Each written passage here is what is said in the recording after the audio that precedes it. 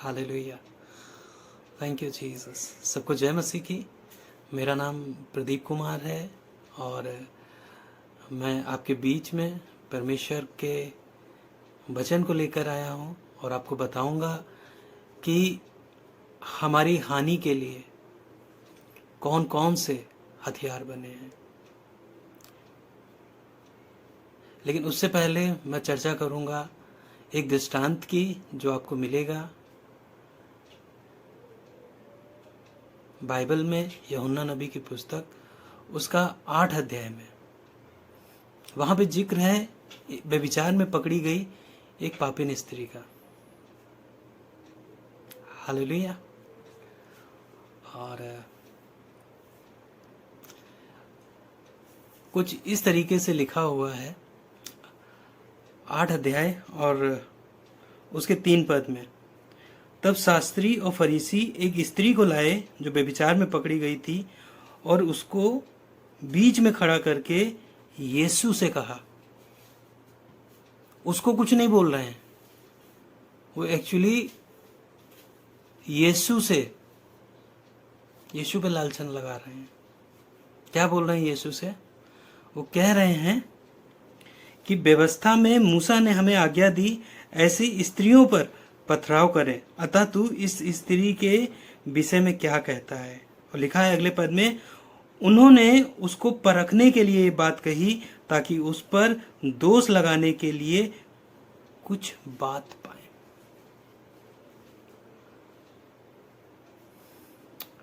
बहुत छोटी सी बात है लेकिन बहुत गंभीर बात है।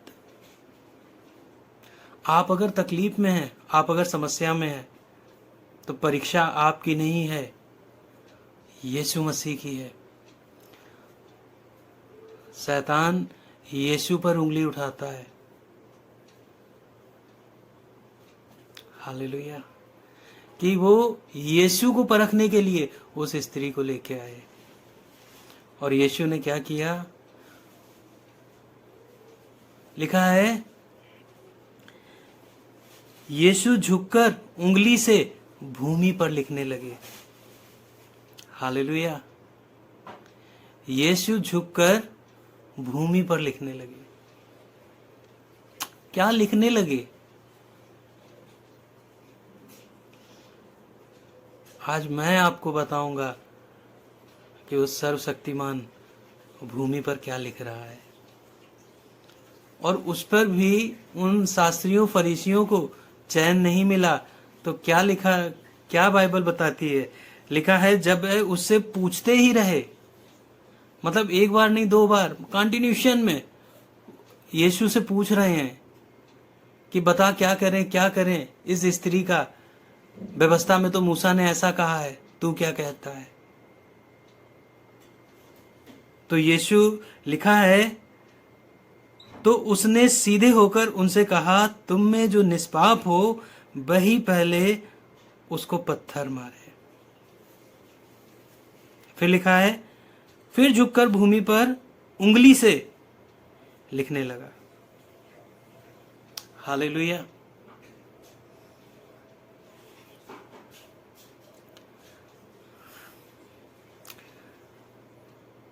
कौन कौन से हथियार आपकी और हमारी हानि के लिए बने हुए हैं।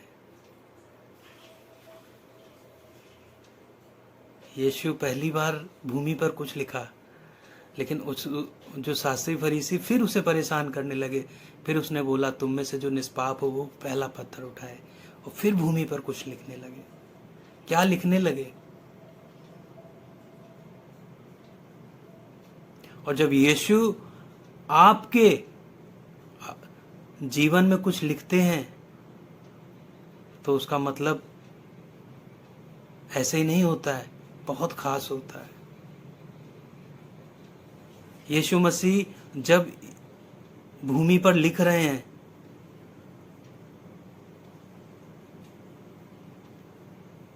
तो एक आश्चर्य कर्म हो रहा है।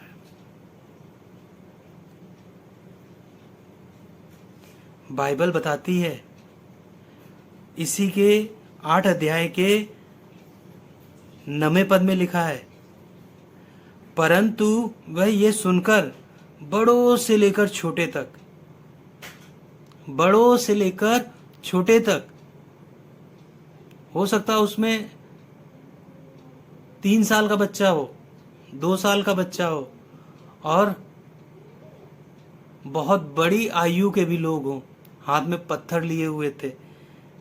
लिखा है कि बड़ों से लेकर छोटों तक एक एक करके निकल गए, और वहां पे सिर्फ यीशु अकेला रह गया, और स्त्री वहीं बीच में खड़ी रह गई। हालेलुया।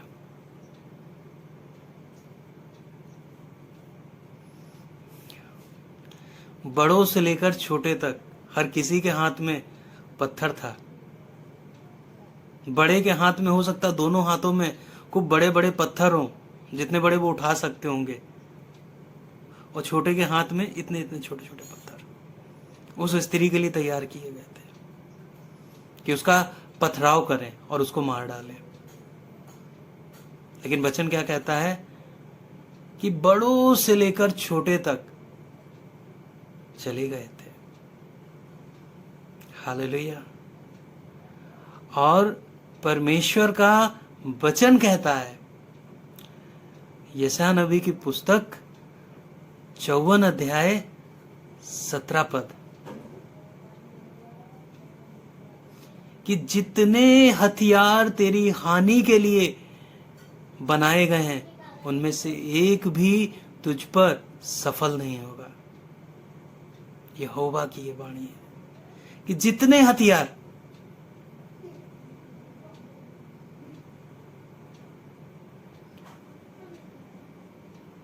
अब आप स्वयं सोच लीजिए कौन कौन से हथियार हो सकते हैं जिनसे आपको हानि पहुंच सकती है।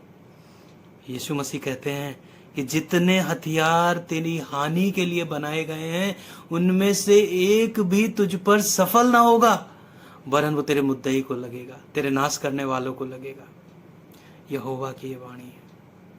हालेलुया। अर्थात आपके और हमारे लिए ऐसा कोई भी हथियार नहीं बना है जो हमें नाश कर सके, जो हमें खत्म कर सके, जो हमें नस्ते नाबूद कर सके। हालेलुया। एक भी हथियार नहीं बना है हमारी और आपकी हानि के लिए।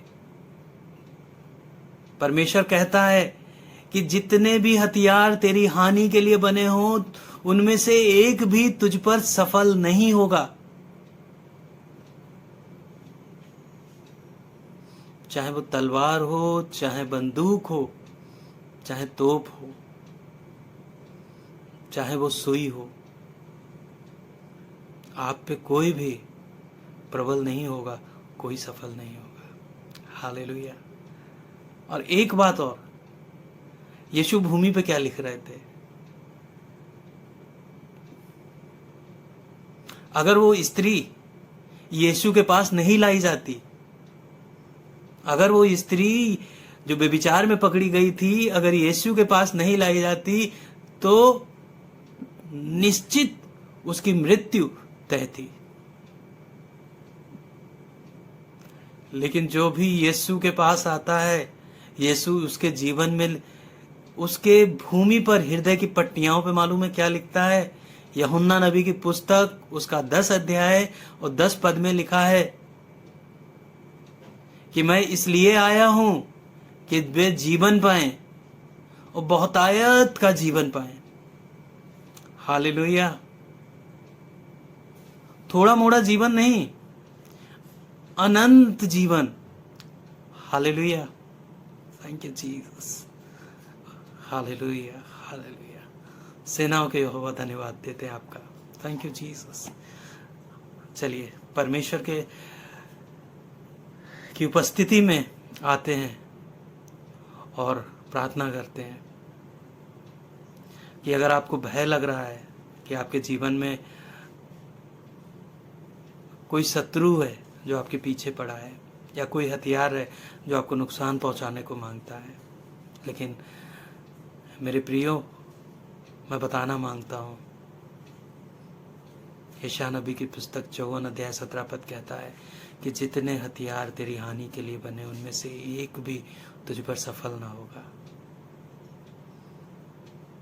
लिखा है यूहन्ना नबी की पुस्तक उसके 8वें अध्याय में, बड़ों से लेकर छोटे तक सब चले गए, किसी ने उस पापिन स्त्री पर एक भी पत्थर नहीं चलाया। अगर आप इधर उधर भटक रहे हैं और आपको लग रहा है कि आप लहूलुहान हो रहे हैं, आपकी आत्मा लहूलुहान हो रही है, आपका शरीर लहूलुहान हो रहा है, आपके पैर लहूलुहान हो रहे हैं चल चल के, आत्मा आपकी दुखित हो गई है, तो मेरे प्रियो, जैसे वो पापिन स्त्री यीशु के पास आई, आप भी यीशु के पास आइए। वो आपको जीवन देगा, वरन बहुतायत का जीवन देगा। प्यारे खुदाबंद, धन्यवाद देते हैं इस पल में प्रभु, आपकी अद्भुत दया को, आपकी अद्भुत सामर्थ को मांगते हैं खुदा बाप, और विनती करते हैं कि जैसे लोग